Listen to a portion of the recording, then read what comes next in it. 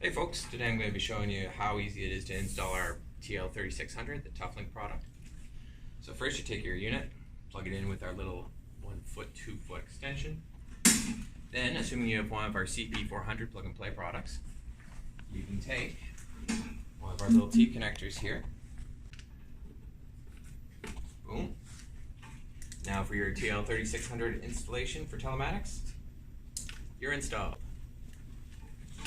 And then we're just going to put our main harness back on, and if you had a plug-and-play harness for a Deutz engine or a John Deere or any of those, you'd be just ready to rock and roll with your engine, assuming you've already installed your harness.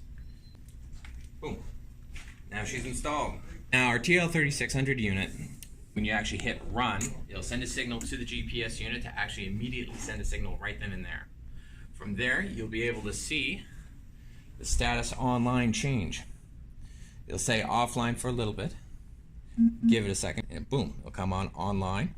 You'll see your signal strength. We'll see here, there's our position right there.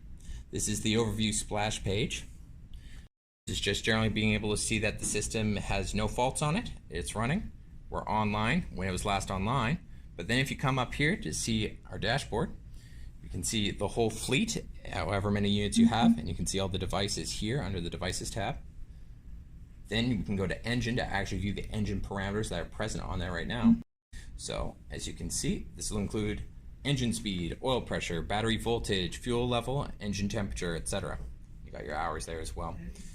If this is set up as a pumper unit or as a generator, you can go to Sensors then to be able to view other relevant parameters. Then from here you can also go over to our Notifications tab.